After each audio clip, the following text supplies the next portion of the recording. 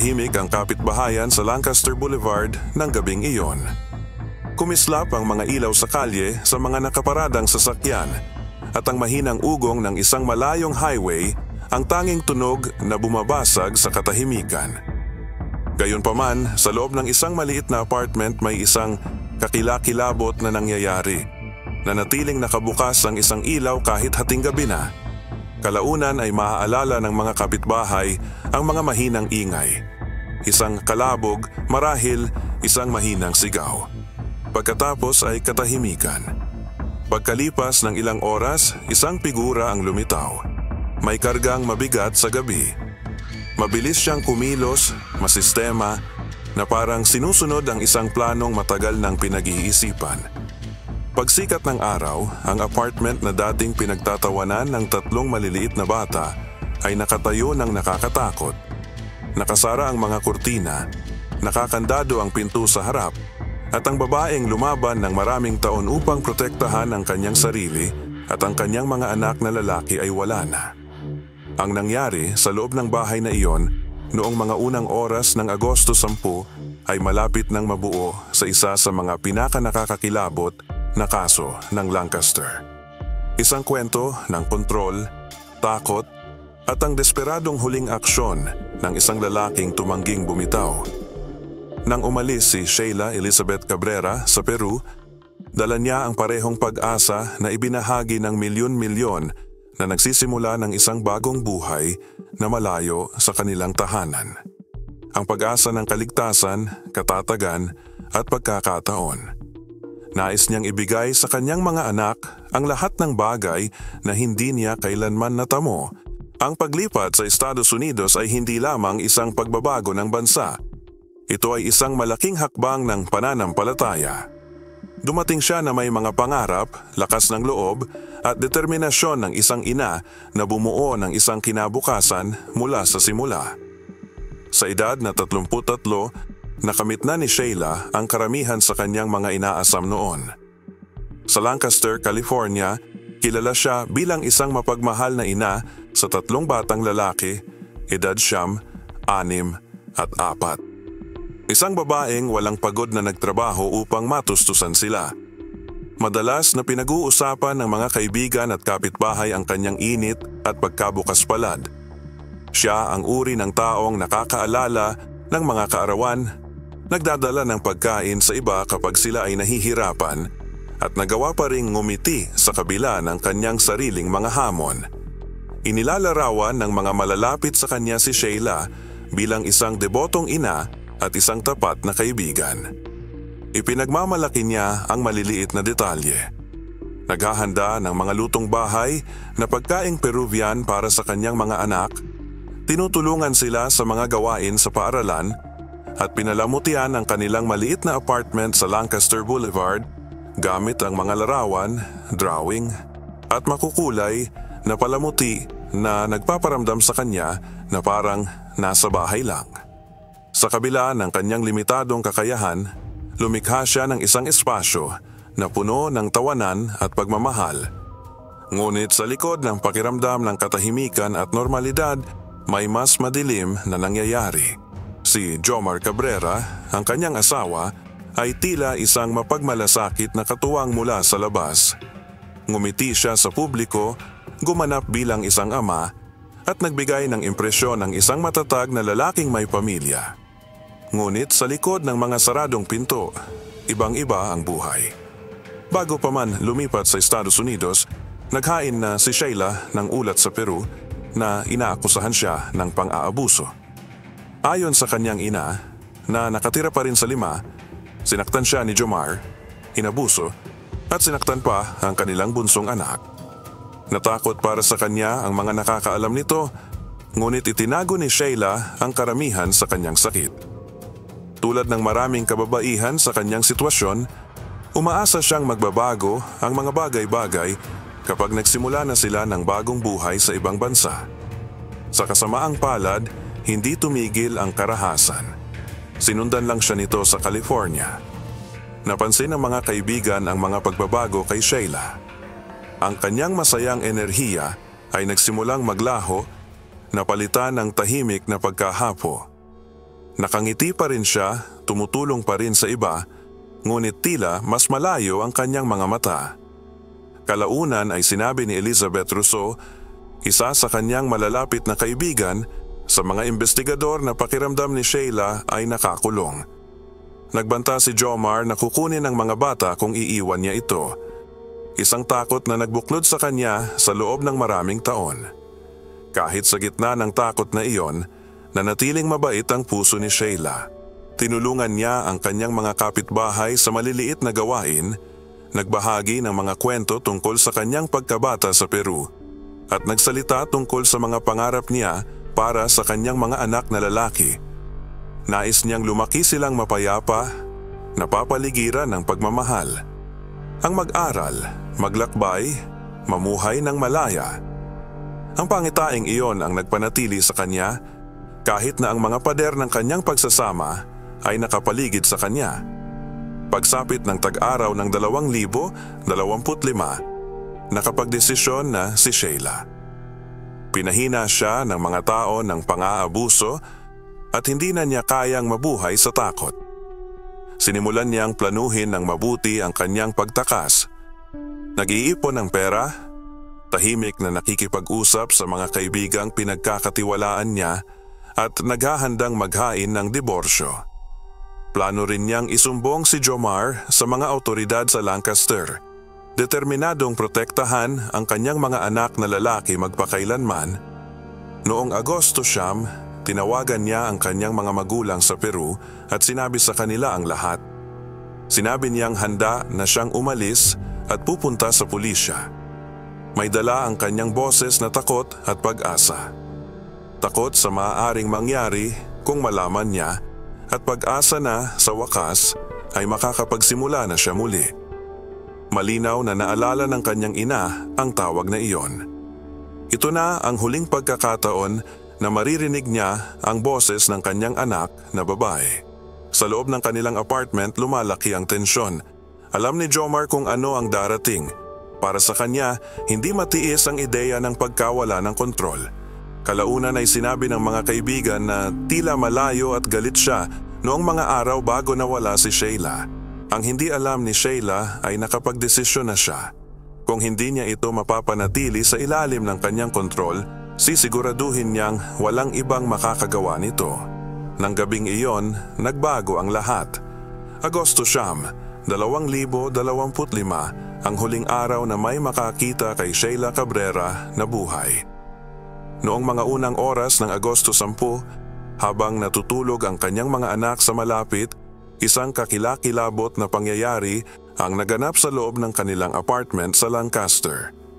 Ang mga detalye ay nananatiling selyado sa mga dokumento ng korte, ngunit ang pinagsama-sama ng mga investigador kalaunan ay nagpinta ng isang nakakakilabot na larawan ng sinasadyang karahasan.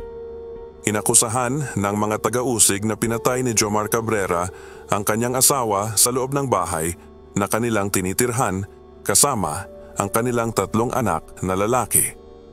Kasama sa kasong isinampa ng tanggapan ng Los Angeles County District Attorney ang isang paratang na may mga espesyal na pangyayari. Isang kutsilyo ang ginamit sa pag-atake. Hindi ito isang biglaang pagtatalo o isang sandali ng galit. Ito ay malamig. Ito ay kalkulado. Ito ay pinal. Pagsapit ng umaga, ang maliit na apartment na dating puno ng tawanan ay tumahimik. Nagising ang mga bata sa isang mundong hindi na magiging katulad ng dati at ang isang komunidad na humanga kay Sheila dahil sa kanyang lakas at kabaitan ay malapit nang magluksa para sa babaeng gumugol ng kanyang mga huling araw sa pakikipaglaban para sa kalayaan. Sa loob ng maliit na apartment sa Lancaster Boulevard, 3 batang lalaki ang mapayapang natutulog sa kanilang mga kama. Walang kamalay-malay na ang mundo sa kanilang paligid ay gumuguho. Hindi nila narinig ang pakikibaka. Hindi nila nakita ang karahasan sa ibang silid. Ang kanilang ama, ang lalaking dating nangako na poprotektahan sila, ay kinukulong ang buhay ng kanilang ina. Ang mga dingding ng apartment na iyon, na dating puno ng tawanan at mga kwento bago matulog, Ngayon ay katahimikan na lamang at ang alingaw-ngaw ng hindi maisip na kalupitan. Nang matapos ang aksyon, hinarap ni Jomar Cabrera ang susunod na mangyayari.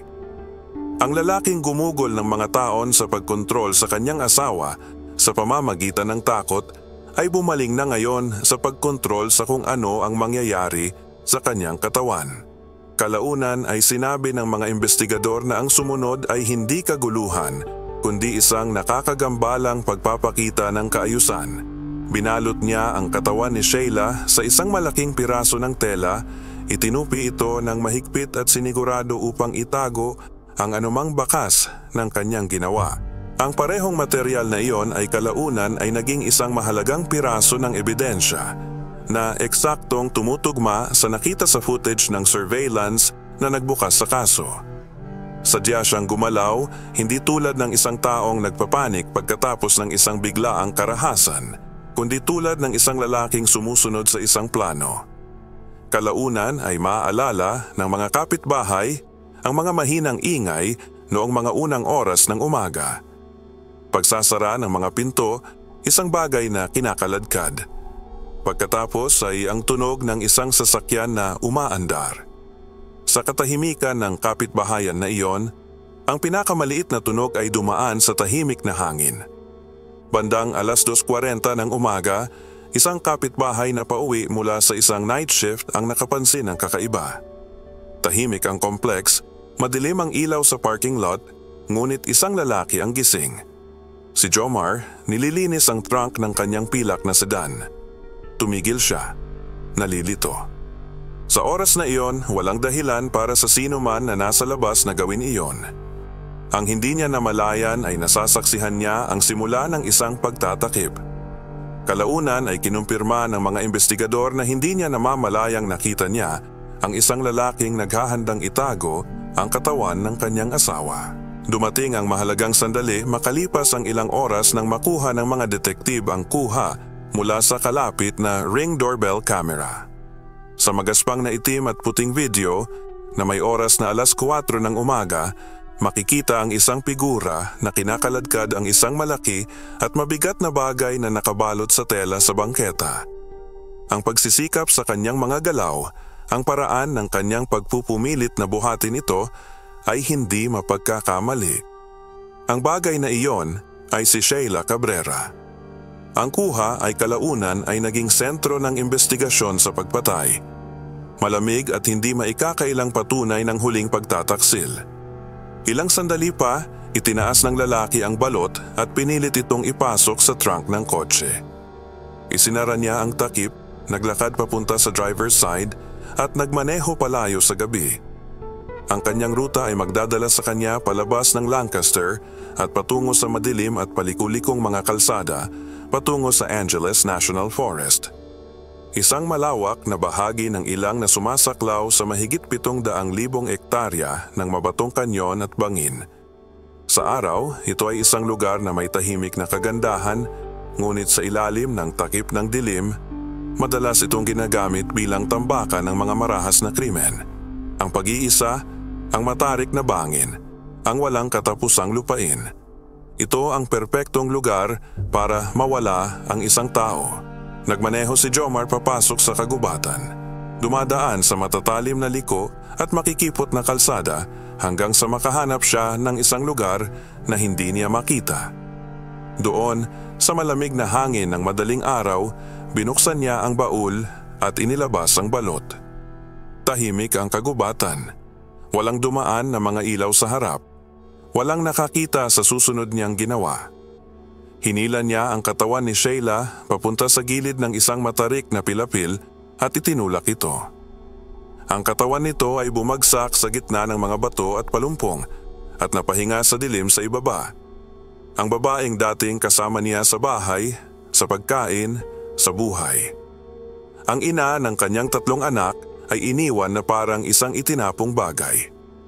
Nang matapos ito, bumalik si Jomar sa kotse at umuwi. Sa loob ng apartment, natutulog pa rin ang mga lalaki, walang kamalay-malay na hindi nababalik ang kanilang ina. Pagsapit ng umaga, sinimulan niyang ihanda ang kanyang susunod na gagawin. ang mga kasinungalingan. Pagkalipas ng 2 araw noong Agosto 12, 2025, ang mga kaibigan ni Sheila ay nawala ng pag-asa. Wala silang narinig mula sa kanya simula noong Agosto 9. Walang tawag, walang mensahe, walang aktibidad sa social media. Wala. Ang katahimikang iyon ay kakaiba sa kanya. Palagi siyang nakikipag-ugnayan, lalo na pagdating sa kanyang mga anak. Hindi siya mawawala nang hindi nagsasabi sa kahit sino. Nag-aalala, pumunta ang kanyang mga kaibigan sa Los Angeles County Sheriff's Department upang maghain ng ulat ng nawawalang tao. Ipinadala ang mga kinatawan sa apartment ni Cabrera. Si Jomar ang nagbukas ng pinto. Mukhang kalmado, magalang at matulungin pa nga siya noong una. Ngunit nang magsimulang magtanong ang mga detektib, nagsimulang magbago ang kanyang mga kwento. Sa una, inangkin niya na si Sheila ay ikinulong ng Immigration and Customs Enforcement. Ito ay isang kalkuladong kasinungalingan, isa na sinasamantala ang takot at kalituhan na nakapalibot sa mga isyu ng imigrasyon. Malamang na naniniwala siyang pipigilan nito ang agarang investigasyon dahil ang mga ganitong kaso ay kadalasang kinasasangkutan ng masalimuot na burokrasya at naantalang komunikasyon. Nang humingi ng mga detalye ang mga detektib, binago niya ang kanyang kwento. Ngayon ay sinabi niya na iniwan siya ni Sheila para sa ibang lalaki. Kalaunan, sa ikatlong bersyon, inangkin niya na nasangkot siya sa isang aksidente, ngunit walang ibinigay na mga detalye. Walang mga saksi, walang ulat, walang lokasyon. Bawat kwento ay sumasalungat sa huli. Bawat bagong paliwanag ay nagkawatak-watak kahit sa pinakasimpleng pagtatanong. Hindi nagtagal ay napagtanto ng mga detektib na hindi sila nakikipag-usap sa isang nag-aalalang asawa. Sila ay nakikipag-usap sa isang lalaking nagtatangkang itago ang kanyang ginawa. Habang sinisimulan ng mga investigador na pag-isahin ang mga bagay-bagay, ang mga kaibigan ni Sheila Cabrera ay nagsalita dala ang mahahalagang impormasyon. Pinag-usapan nila ang mga tao ng karahasan sa tahanan, ang hindi mabilang na beses na humingi siya ng tulong at ang takot na kanyang dinaranas araw-araw. Sinabi nila sa mga detektib ang tungkol sa kanyang plano na iwan ang kanyang asawa at ang mga banta na ginawa nito na kukunin ng mga bata kung sakaling susubukan niya. Ang imahe ng isang debotong padre de pamilya na ipinakita ni Jomar ay gumuguho. Dahil sa pagbabago ng kanyang kwento at sa mga testimonya ng kaibigan na nagbubunyag ng kasaysayan ng pang-aabuso, naunawaan ng mga investigador na hindi na ito isang simpleng kaso ng nawawalang tao. Ito ay isang investigasyon ng pagpatay na nakabalat kayo. Sinimulan ng mga detektib na suriin ang bawat posibleng palatandaan. Sinuri nila ang mga record ng telepono, mga traffic camera at mga sistema ng seguridad sa lugar sa paligid ng apartment complex ng Lancaster. Pagkatapos, noong Agosto 13, 3 araw lamang matapos mawala si Sheila, dumating ang punto ng pagbabago. Nakuha ng ring doorbell camera ng isang kapitbahay ang mga kuha mula sa mga unang oras ng umaga ng Agosto 10. Ipinakita sa video si Jomar na kinakaladkad ang isang malaking bagay na nakabalot sa tela sa lupa at palabas ng complex. Nahirapan siyang tiisin ang bigat nito bago ito inilagay sa trunk ng kanyang sasakyan. Binago ng maikling clip na iyon ang lahat. Ang nagsimula bilang isang ulat ng nawawalang tao ay agad na naging isang investigasyon ng pagpatay. Agad na pinangunahan ng Los Angeles County Sheriff's Department Homicide Bureau. Nakipag-ugnayan ang mga detective sa mga espesyalisadong search and rescue team mula sa Crescenta Valley, Altadena at Montrose. Napakalaki ng kanilang gawain para maghanap sa mahigit 700,000 ektarya ng Angeles National Forest. Isang malawak na tanawin ng matatarik na mga bangin at masukal na mga palumpong. Ang paghahanap ng bangkay doon ay parang paghahanap ng isang butil ng buhangin sa isang disyerto. Ngunit alam nilang kailangan nilang subukan. Samantala, mas lalong naging apurahan ang kaso dahil sa mga bagong impormasyon. Nawawala na rin ngayon si Jomar at ang 3 maliliit na anak ng mag-asawa. Sa pakikipagtulungan sa mga konsulado ng Mexico at Peru, naglabas ang mga awtoridad ng US ng mga internasyonal na alerto dahil sa pangambang tumakas na siya palabas ng bansa. May mga lead na nagsasabing papunta na siya sa Timog Amerika. Pagkatapos, noong umaga ng Agosto 16, pagkalipas ng alas 10 ng umaga, dumating ang tawag sa radyo na kinatatakutan at inaasam ng bawat investigador. May nakita ang mga miyembro ng Montrose Mountain Search and Rescue Team sa isang matarik na pilapil sa isang liblib na bahagi ng Angeles National Forest. Isang bungkos ng tela na mukhang pamilyar. Nang dumating ang mga detektib ng homicide, bumaba sila sa lugar. Sa gitna ng mga bato at palumpong na nakabalot sa parehong uri ng material na nakikita sa video, natagpuan nila ang bangkay ng 33 taong gulang na si Sheila Cabrera. Idineklarang patay na siya sa pinangyarihan. Kinumpirma ng pagkakatuklas ang kinatatakutan ng marami. Ang bagay na nakita sa surveillance footage ay ang kanyang bangkay nga. Mabilis na kumalat ang balita sa komunidad ng Lancaster sa Peru. Halos agad na nagsimulang mabuo ang mga vigil sa liwanag ng kandila. Nagdala ang mga tao ng mga bulaklak, litrato at sulat kamay na mga sulat na inaalala ang babaeng pumunta sa Estados Unidos upang habulin ang pangarap na kaligtasan at mas magandang buhay para sa kanyang mga anak. Sa halip, siya ay napatay ng marahas sa kamay ng lalaking pinagkakatiwalaan niya. Nang araw ding iyon, nakatanggap ng balita ang mga investigador mula sa Peru. Ang 3 batang Cabrera ay natagpuang ligtas at nasa pangangalaga. Buhay sila, ngunit wala na ang kanilang ina at ang kanilang ama ay isang internasyonal na pugante na ngayon. Nang gabing iyon, 2 ang mga tao ang nagtipon sa labas ng Lancaster City Hall. Ang ilan ay may hawak na mga kandila. Ang iba ay may hawak na mga karatula na nagsasabing hustisya para kay Sheila at hindi isa pa. Sama-samang nakatayo ang komunidad sa kalungkutan. Ang kanilang mga mukha ay naliwanagan ng liwanag ng kandila habang nagdadalamhati sa pagkawala ng isang ina, isang kaibigan at isang kapitbahay na nagbigay ng labis na bahagi ng kanyang sarili sa iba. Samantala, sa buong kontinente, si Jomar Cabrera ay libu-libong milya na ang layo. Nagtatago sa Peru, lumilipat sa mga lungsod at sinusubukang manatiling isang hakbang sa unahan ng batas. Papalapit na ang mga investigador. Ang parehong teknolohiya, pagtitiyaga at kooperasyon na nagsiwalat sa kanyang krimen ay malapit nang magharap sa kanya sa hustisya. Matapos tumakas mula sa Estados Unidos, tumawid si Jomar sa mga internasyonal na hangganan sa isang desperadong pagtatangka na makatakas sa pagkabihag. Siya ay nakulong, hindi 1 beses, kundi 2 beses. Una sa Mexico at kalaunan sa Peru. Parehong beses na naglalakbay sa pamamagitan ng lupa. Sinusubukang manatiling nauuna sa mga awtoridad. Sa kabila ng pagtatanong, siya ay pinalaya sa bawat pagkakataon. Sa puntong iyon, ang mga taga-usig ng US ay hindi pa nagsasampa ng formal na mga kaso. Ibig sabihin, ang mga dayuhang pamahalaan ay walang legal na dahilan upang pigilan siya. Ito ay isang nakakadismayang pagkaantala para sa mga investigador na alam na niya na siya ang responsable sa pagpatay kay Sheila. Nang sa wakas ay dumating si Jomar sa Jorge Chavez International Airport sa Lima, Peru, naghihintay na ang mga lokal na awtoridad.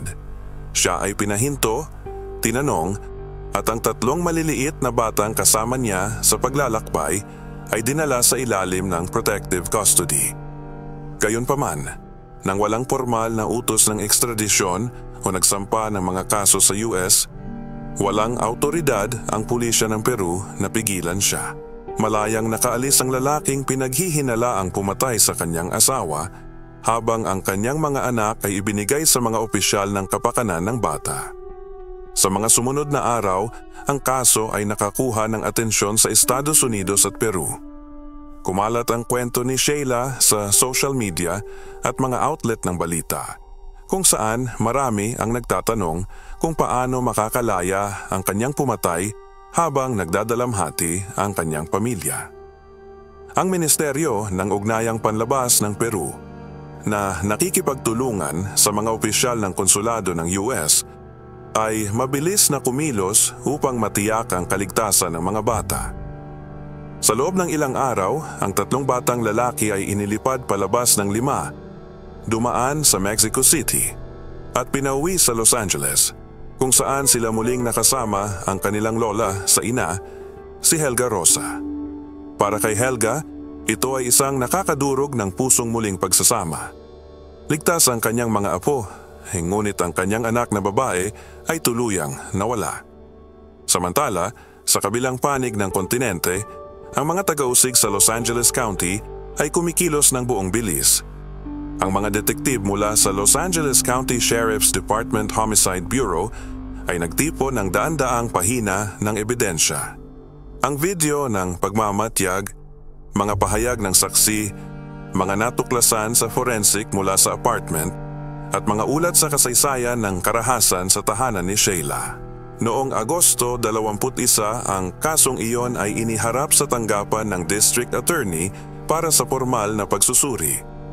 Kalaunan ng araw na iyon, inanunsyo ng pangkat ng District Attorney na kinasuhan nila si Jomar ng isang bilang ng pagpatay, kabilang ang isang espesyal na alegasyon na gumamit siya ng kutsilyo bilang isang nakamamatay na sandata. Kinabukasan ng umaga, isang extradition arrest warrant ang inilabas at opisyal na ipinaalam sa Interpol.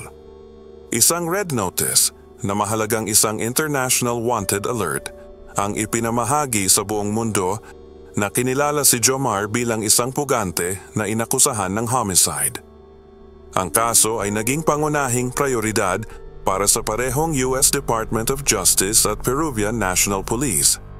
Inilarawan ng mga ulat mula sa Peru ang isang matinding manhunt.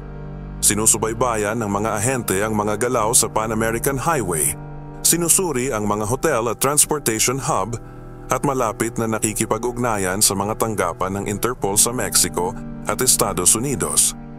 Sa loob ng halos 2 linggo, nanatiling nakatakas si Jomar, ngunit dahil aktibo ang red notice, bawat galaw na ginawa niya ay naging mas mapanganib. Ang kanyang mukha ay kumakalat sa mga international na database, mga alerto sa hangganan at saklaw ng media sa parehong bansa. Naniniwala ang mga investigador na ang lumalaking pressure ay nag-iwan sa kanya ng kaunting mga pagpipilian. Sa wakas, noong Agosto 27, 2025, sumuko si Jomar sa mga autoridad. Pumasok siya sa punong tanggapan ng Interpol sa Lima at sumuko. Naglabas ang Peruvian National Police ng footage na nagpapakita ng sandali ng kanyang pag-aresto. Nakaposa si Jomar, nakasuot ng itim na kamiseta na may markang Interpol insignia at nasa gilid ng mga opisyal sa magkabilang panig.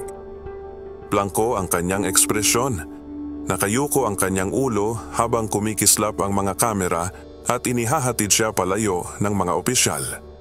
Ayon sa mga opisyal ng Peru, mananatili siyang nakakulong sa Lima habang nagpapatuloy ang proseso ng ekstradisyon. Ang mga pamamaraang ito ay kadalasang tumatagal ng ilang buwan na kinabibilangan ng diplomatikong koordinasyon at mga pagdinig sa korte upang matiyak ang pagsunod sa internasyonal na batas. Kapag naaprubahan, ibabalik siya sa California, kung saan haharap siya sa paglilitis para sa pagpatay kay Sheila Cabrera.